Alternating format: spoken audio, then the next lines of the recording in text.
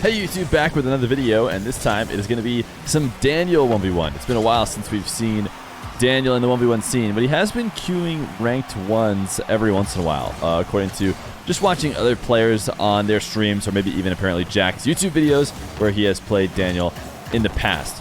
But this time around, we're going to watch Fast versus Daniel. Now, Fast has his name registered as a sad face, which players do on occasion, stuff like that. Look at this Daniel reset for a goal. We know what we're to expect when we see Daniel playing 1v1, but you never know what we're going to get with Fast. He has been grinding his way up into the scene for a while. You guys might remember seeing him play in Next Gen. I think he actually is still Next Gen age, like Daniel. When we started watching him play when he was 13 years old, takes a while before somebody becomes eligible for the RLCS, and I think that is still the case with Fast. I think he's 14 years old probably by now. I think his first game ever played on stream was when he was 12 years old. But I want to say he quickly became 13 after that. So he is on the grind. And I think one of the things that happens with young players like Fast is you go in and out of caring about Rocket League. I think he has taken breaks in the past. We've seen breaks a lot from guys like Drally as well, who is not yet capable to play in the RLCS. Not because he isn't 15, but because he hasn't moved to a state or country, I should say, that he is able to play from, because he has recently turned 15. But Drowley still had it when he came back. I say came back because I actually don't think I've seen him play recently much at all. Fast is going to get his first goal. So I don't know if Drowley went back to not playing again or what, because he came back and pretty much hit the top almost very shortly after he did.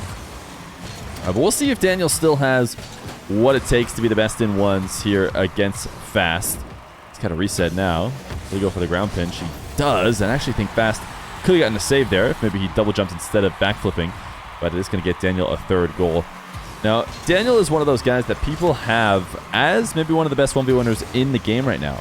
And I think the only reason why I don't put him up there amongst maybe the Jack, Yans, really, I mean, Yan is just looking so good. Yan, TRK maybe.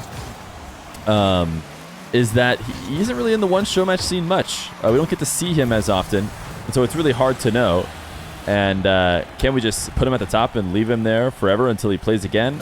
I don't think so. You know, if he wants to hold his title down as best ones player in the world, then he could play some show matches. He doesn't have to, though. You know, I don't blame him for not wanting to do it if he has no interest.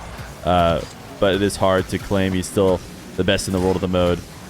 As he does a triple flip reset, but he's not going to score it. So that puts my point a little bit to the test. So we'll see how Fast can play him today. Right now, Daniel on a roll in this first game. By the way, I wanted to mention we might be doing a bit of replay analysis for a few weeks instead of show matches, because I'm going to have to move to a different location for a short time. Don't worry, it's not going to be a huge change and what the channel does overall in the long run. But in the short run, it's possible that I might not be able to stream, which would mean no show matches and instead replay analysis, unless I did something crazy like a recorded show match that I released to the YouTube for the first time. That could be something interesting. Maybe I could convince players. But either way,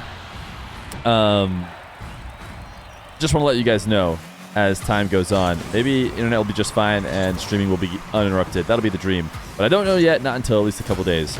So just know that could be coming down the pipeline on the channel.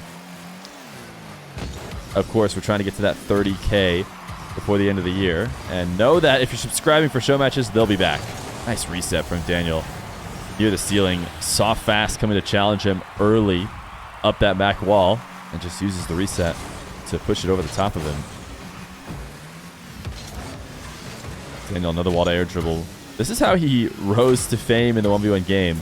Wall to air dribbles that start off kickoffs. Wow, what a goal. Was it triple reset? Sorry, I have to go back and watch it again. I'm sure you guys don't mind. We'll watch it from Fast perspective to get something slightly different from it. But I think it was a triple, right? There's one.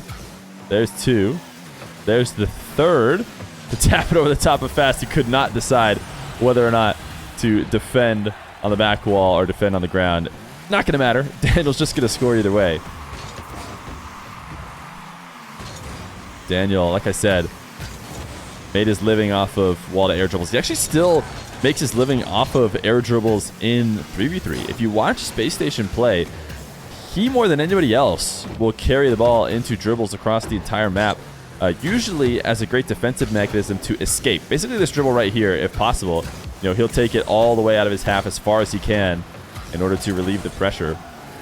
He seems to almost air dribble flip reset every touch, which I'm sure at some point could become a problem if he did it too much, but right now I don't think he's had any issue with it.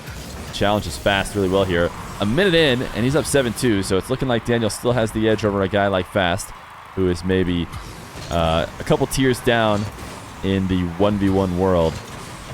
But at least we got to see a triple flip reset in the process. Well, we'll see. I mean, I guess you never know. Still a minute for Fast. Daniel going to dribble from this back corner once again. This is why we call it the Daniel dribble. I mean, he just wants to go to this dribble every single time, whether he's in a ranked game or he's in a show match. This time, doesn't really make it to net, so he's just kind of vibing with the ball down the field.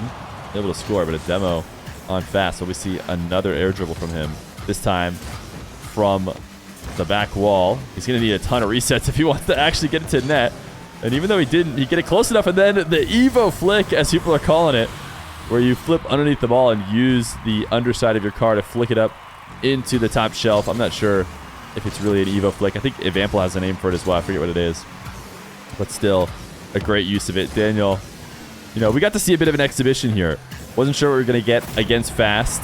Fast is going to get a free goal after Daniel has, you know, pretty clearly stopped caring about whether or not the ball goes into his own net. But always nice to see the mechanical youngster who helped make the channel still dominating in our favorite game mode. Fast is going to try and show if he can get a triple flip reset. And it looks like no. Daniel's got one more opportunity. You know he's going to find a good way to score this. The musty and a goal, man. It is so fun to watch Daniel play 1v1. And I know you guys agree. I know you guys agree because that is how most people found out about the channel. So Fast, unable to do it this time. Oh, it's a smiley face. Oh, I should take it back, man. I thought he was a sad face. I gave him crap at the beginning. Well, not crap, but I mentioned it being sad.